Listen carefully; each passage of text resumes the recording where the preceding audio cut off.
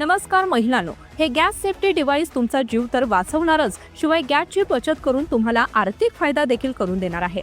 पैठण येथील सिंधू संतोष सिंगारे यांनी हे गॅस सेफ्टी डिव्हाइस बनवलं आहे. कारण अनेक घरामध्ये गॅस लिकेज झाल्यामुळे मोठे अपघात होतात आणि यामुळे जीवहानीचा देखील धोका असतो.